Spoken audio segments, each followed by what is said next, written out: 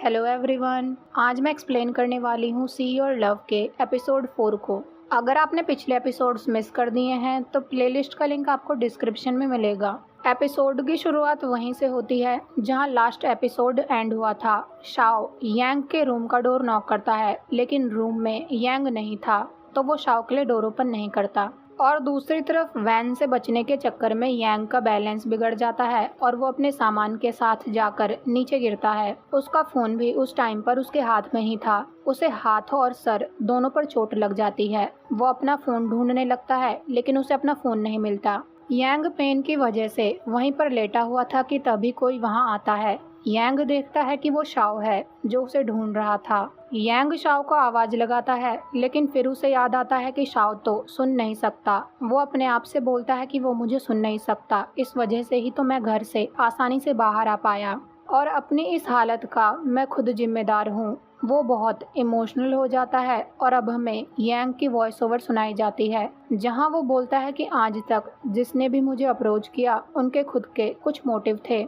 अब हमें पास्ट के सीन्स दिखाए जाते हैं, जहाँ एक सीन में यांग के फादर उससे बोल रहे थे कि तुम्हें किसी भी सिचुएशन में सक्सीड होना होगा। अगर तुम फेल हो गए तो वापस अपना फेस मत दिखाना। यांग कुछ बोलना चाहता था, लेकिन रुक जाता है। दूसरे सीन में उसका कजन ब्रदर चैंग उससे कहता है कि अगर तुम ये सब नहीं टेक ओवर कर सकते तो अपने डैड को कोई होप मत दो। यांग अपने ब्रदर से कुछ बोलना चाहता था, लेकिन उसका ब्रदर उसकी बात सुने बिना ही वहां से चला जाता है। प्रेजेंट में शाओ रात के अंधेरे में यांग को टॉर्च से हर तरफ ढूंढ रहा था।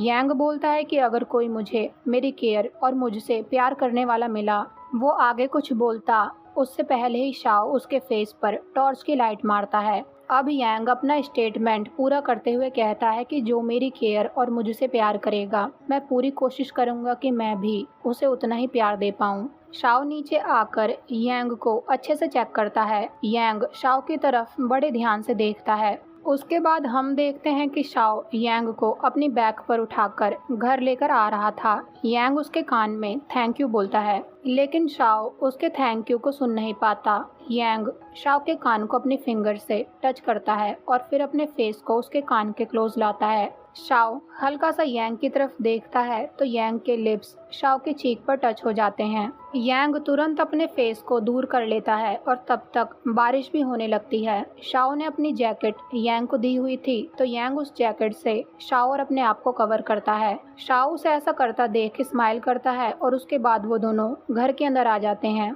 घर के अंदर आने के बाद शाओ यांग को उसके रूम में छोड़कर आने वाला था, तो यांग उसे अपने रूम का डोर ओपन नहीं करने देता। शाओ साइन लैंग्वेज में कहता है कि मैं तुम्हारी शावर लेने में मदद कर देता हूँ, तो यांग कहता है कि मैं सब कुछ हैंडल कर लूंगा और फिर वो शाओ को उसकी जैकेट वापस दे देता है। शाओ के जाने के बाद तो यांग चैन की सांस लेकर अपने रूम में एंटर करता है। थोड़ी देर बाद यांग शावर लेकर बाथरूम से बाहर आता है तो देखता है कि उसके हाथ पर लगी हुई चोट से खून आ रहा है। वो देखता है कि शाओ उसके रूम में एंटर कर रहा है, तो वो शाओ को रोकने की कोशिश करता है, लेकिन शाओ उसका हाथ पकड़कर उसे बेड पर बैठाकर फर्स्ट एड का बॉक्स साइड रखकर उसके पैर को चेक करता है। यांग बोलता है कि मैं ठीक हूँ, लेकिन शाओ उसके हाथों को अच्छे से चेक करता है। कहीं ना कहीं यांग को भी ये अच्छा लगता है कि अब उसके पास कोई है जो उसकी केयर करता है। शाओ बेड पर बैठकर यांग के फोरहेड के ब्रूज पर दवाई लगाता है। शाओ उसके बाद बैंडेज निकालता है, तो यांग शाओ से पूछता है कि क्या तुम्हारे पास कोई ट्रांसपेरेंट बैंडेज है, क्योंकि वो मुझे बहुत कूल लगती है। शाओ कुछ नहीं समझ पाता, तो यांग अपने आप से बोलता है कि मैं कैसे भूल गया कि शाओ एक डेफ है। यांग को एक आइडिया आता है, तो वो शाओ का हाथ लेकर उस पर लिखकर उसे बताता है। शाओ उसके फोरहेड पर ट्रांसपेरेंट बैंडेज लगा देता है। यांग बोलता है कि मैं बहुत इम्प्रेस हूँ कि तुमने मुझे ढूंढ लिया। शाओ दोबारा से कुछ नहीं समझ पाता, तो यांग फिर से उसके हाथ पर लिखकर उससे बात करता है। ये जानकर शाओ बहुत प्यारी से स्माइल करता है और अब हमें पास्ट का सीन दिखाया जाता है कि कैसे शाओ ने यांग को ढूंढा था। वो अपने फोन से यांग के फोन पर कॉल लगाता है और यांग का फोन ऊपर ही गिरा हुआ था, तो यांग के फोन की लाइट जलती है और इस तरह से शाओ ने यांग को ढूंढा था। प्रेजेंट में वो उसके हैंड पर पेन रिलीविंग पैच लगाता है और उसके बाद उसके हाथ पर लगी हुई चोट पर दवाई लगाता है, लेकिन यांग तो बच्चों की तरह बोलता है कि अब मुझे पेन हो रहा है। तो शाओ फूंक मारकर उसके हाथ की चोट पर दवाई लगाता है। यांग ये देखकर एम्बैरेस होकर कहता है कि तुम्हें ऐसा करने की जरूरत नहीं है।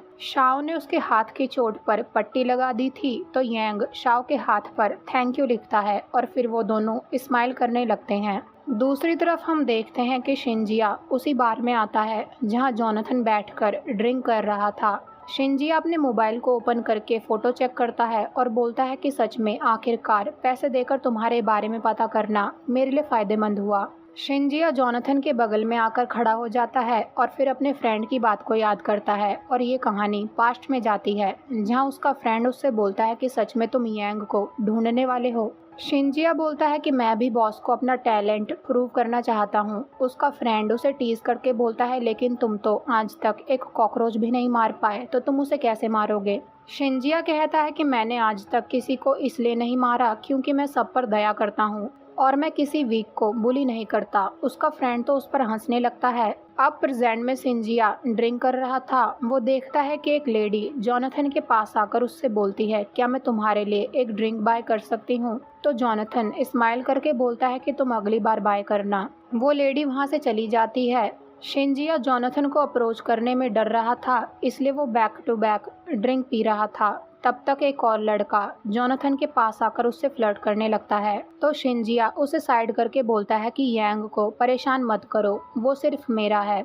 बेसिकली शिंजिया को अभी नहीं पता है कि जिसे वो यांग समझ रहा है वो जोनाथन है, लेकिन वहाँ खड़ा लड़का जोनाथन से फ्लर्ट कंटिन्यू रखता है तो शिंजिया सीधे जाकर जोनाथन को किस कर लेता है। जोनाथन ये देखकर हल्के से स्माइल करता है और वो लड़का ये देखकर वहाँ से चला जाता है। शिंजिया बहुत ही ज़्यादा ड्रंक था तो वो जोनाथन से कहता है कि तुम सिर्फ मेरे हो। जोनाथन शिंजिया से कहता है कि तो देर किस बात की है और फिर वो शिंजिया को वहाँ से ले जाने लगता है। वहाँ से जाते हुए जोनाथन बारटेंडर से कहता है कि तुम बिल मेरे टैब में लिख देना और फिर वो शिंजिया को अपने साथ लेकर वहाँ से चला जाता है। इधर शाओ वीडियो कॉल पर अपनी मॉम से बात कर रहा था तो उसकी मॉम उससे पूछती है कि तुम घर कब आ रहे हो। शाओ साइन लैंग्वेज में अपनी मॉम से बोलता है कि जब मैंने जॉब के लिए हाँ बोला था तब मैं सैलरी के साथ वीक ऑफ्स के बारे में डिस्कस करना भूल गया। उसकी मॉम बोलती है कि तुम इतनी ज़रूरी बात कैसे भूल सकते हो, कम से कम तुम्हें हफ्ते में एक छुट्टी तो मिलनी ही चाहिए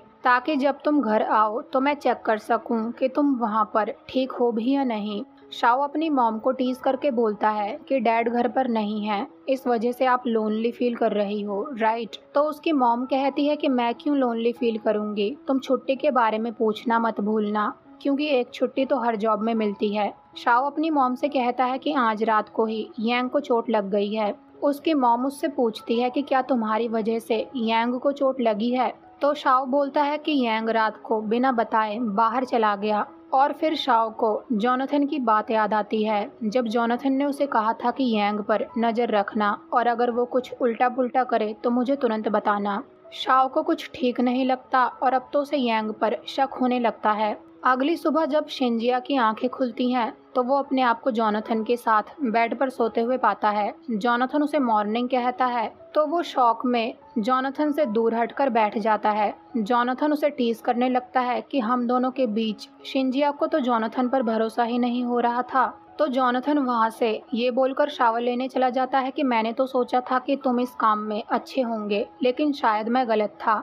शिंजिया अपने आप को थप्पड़ मारकर बोलता है कि मैंने ये क्या किया और फिर वो अपने कपड़े और जूते लेकर वहाँ से बाहर आ जाता है, लेकिन इस चक्कर में शिंजिया का चाकू वहीं गिर जाता है। इधर शाओ यांग के रूम का डोर नॉक करता है और फिर चुपके से यांग के रूम में आता है। उसे यांग वहाँ पर नहीं मिलता।